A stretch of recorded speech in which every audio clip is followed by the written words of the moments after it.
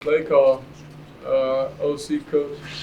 He made the call. We just got to execute it. That's it. Starting off, we executed plays early and often. We was here and there, and then we had a couple penalties. So we can't afford to keep doing that when we're playing these better teams. And yes, I'm proud of him for being able to step up and knowing it's that moment, his time was coming, and he put it on display for y'all. All right, what did you see on that play?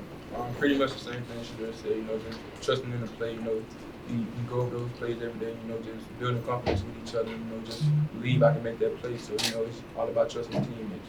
Were you screened on that play by your defensive back? Not really. He kind of just stepped in front of me. I took it backside, and I just really attacked the ball. Go ahead, Ryan. Jake. Omarion, what was it like to just have the game you had today? Oh, man, it was crazy, Honestly, last night I dreamed about playing like this, I just dreamed I'd come out here and destroy it, and I did it. So, all praise to God.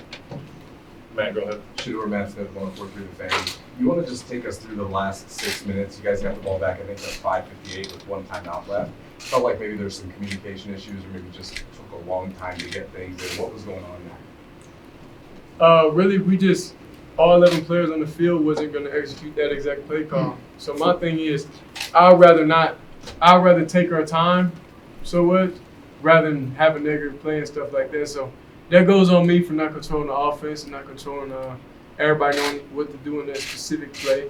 But that's why it took. And, sometimes I checked runs on some plays because it wasn't the great look that we needed regardless of anything. We just want to play a real clean game. And it's things we could always go back and do better. Y'all on the outside, y'all, everybody has opinions of what we could do, but y'all not in the moment. Y'all not seeing what we seeing. Y'all don't know that wasn't gonna work for that. So what's our change up? We gotta do something else to keep it going, keep us in tempo, and have another positive play. So that's why we was really going slower, and I put a lot of that on me. Coach, he's really a fast tempo guy, but I slowed it down, and that's just on me. You, just in that vein real quick, you talked about you ran the ball, you checked into some runs. You guys ran the football on the whole much better today. Mm-hmm. What did you see out of the running game, and do you think there's some stuff to take forward? It wasn't even what I seen. It was basically just follow the keys, understand what call is called, and all of us having a understanding of what the play call is and execute it. These are the same plays we've been running forever. Like, everybody runs power, everybody runs zone. Like, that's what it is. It's about just the players executing. So I feel like today we had a better mindset and understanding, okay, we got to execute these plays for them to be able to work, and that's what we did. We just got to do it quicker. Tyler, go ahead.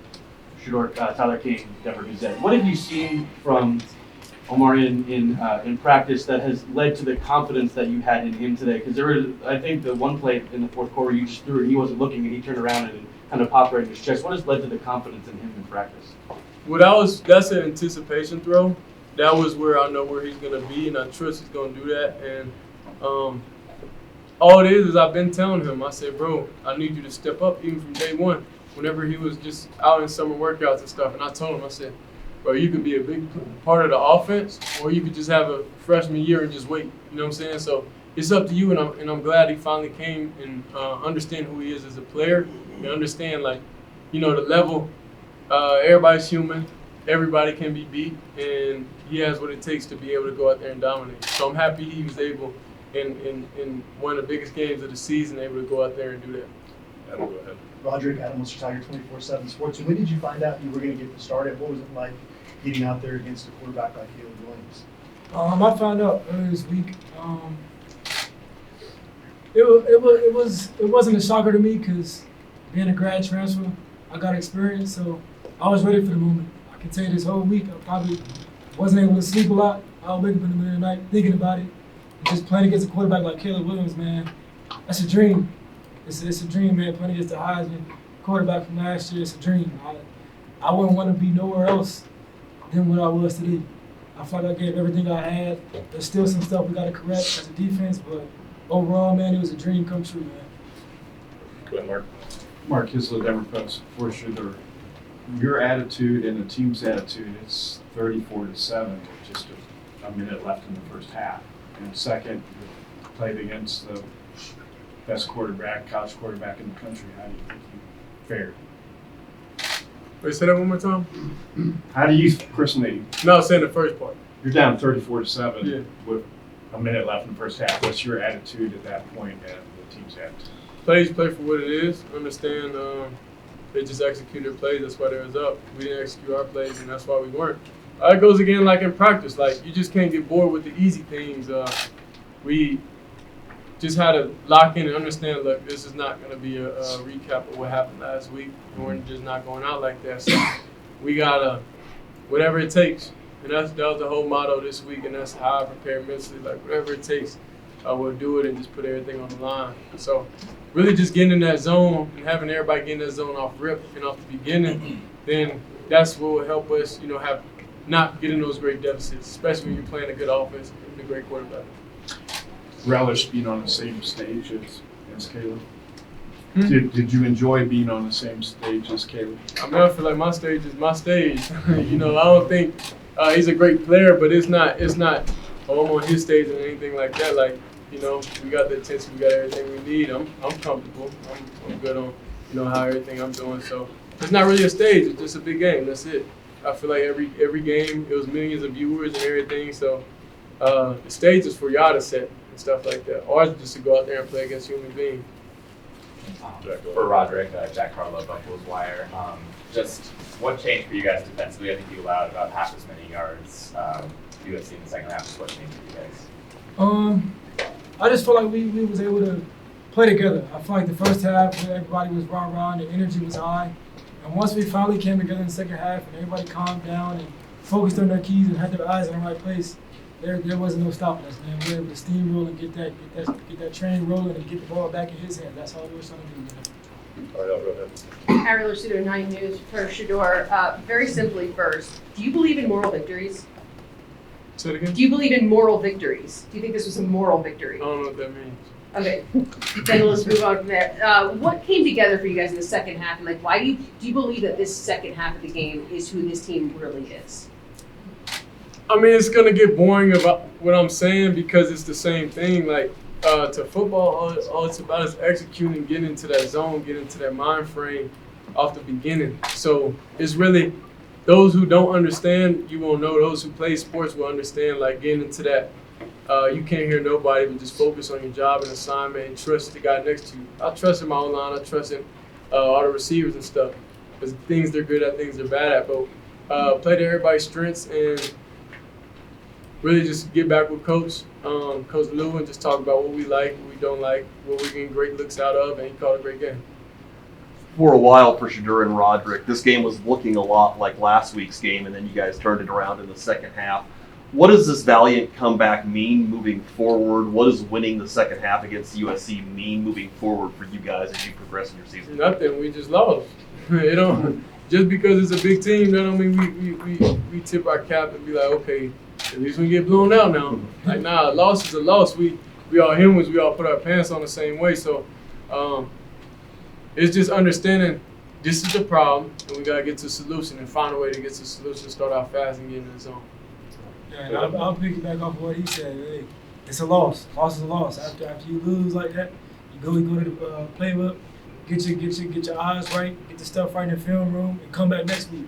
That's all you can do. Come back next week and go harder next week. Nikki Edwards, U Sports Report for Omarion. Michael Irvin. Omarion. Everybody, this my man Omarion. He doing a lot of yards. No, he's freshman. You haven't seen him much, but Michael Irvin came up to you after the game and shared a message with you and said you ran an NFL out route and then some. What did that message mean to you, and what's your response to that? It meant a lot, coming from Michael Irvin. They kind of pumped me up a little bit. That message just telling me, just keep working. I got so much to prove. This just one game. Y'all ain't seen none yet, really. So just telling me keep working and just doing what I do best. Go ahead, Brian. Sure. Brian Howell from Boulder David Campbell. It is a loss. Can you take momentum from the way you guys finished this game offensively after, obviously, Oregon didn't go well offensively in the first part of this game? Can you take something from the way you guys got things going? Yeah, just continue to just go off the message that Coach keeps telling us week in weeks. We got to do the simple things right, and before we're able to do a lot of exotic things. So that's really just going into it, understand the small plays, the read keys I didn't read the right way and pulled it. Certain things like that we just can't afford to do, and that's going to get us behind in the game. So that's really it. Shedeur, David Upton with the Athletic. How would you describe the mindset of this team after the last 2 weeks? And also, What are some of the things that you feel like that people don't understand about this offensive team? Oh, really? Well, today we kind of got a glimpse of who our identity is. When we play good football, we didn't really have a taste of that until, since week 1. So we're offensively, we know no matter what happens, we got to go out there and score every drive. So that's where I feel like we got our mindset in that second half, and we could take that from that and understand, look, we're able to get back to that point. We just got to be able to do that throughout the whole game and not just the second half. What about understanding stuff that the people don't understand about this team on this offense? I can't really say because it's universal everywhere. Everybody has problems. Everybody has new players. There's no excuses. It's not that. It's nothing I don't understand. The spotlight ain't too much. The media ain't too much. There's nothing that's too much. I feel like we have a great job handling that and blocking out distractions. So it's up to us individually, and then we come collectively as a team. Okay, 2 more. Go ahead, Marcus. Yeah, but sure, you look to be a little bit hobbled, but then you take off for a run. Were you playing for something? How's it feel physically? Nah, for sure, my ankle hurt a little bit. I ain't gonna lie, bro. And ever since I was younger, like my shin be swollen because I used to hit my shins on desks and stuff when I was in school on accident. I was clumsy. I was a clumsy kid, so I think that was a permanent thing, and it reminded me of how it was back in the day when I was younger. So that was really it. I got twisted up one bad time. Basically, I got twisted up. You know how Xavier Weaver, every time he gets hit, he just falls weird. That's what happened. Okay, last one, Mick. Go ahead. Nick Miller, Fox 31. Shedeur, obviously the offense made a lot of strides today. I feel like the run game also made strides today. I think that started with you scrambling. Is that a conscious decision, or is that just in the moment seeing what you're able to get from the defense? It's funny we had this conversation the other day. We don't have predetermined, I'm going to take off. That's not what it is. We got to understand how they're playing this, how they're going to contain me and stuff like that, and understand, okay, basically the rush lane. So progression, 1, 2, if we feel something there, then we're able to slide over. And one on the interception, I feel like I should just slid and gave Weave the ball. Now we made one bad thing too. Now I start scrambling and he slipped, miscommunication, pick. So there's things like that I can't put that on the receivers, and that's just on me. And just me getting back to the basics and understand week after week in practice. Even when I feel pressure, I gotta be able to stand in there and tell you. Okay, thanks guys. Thank you.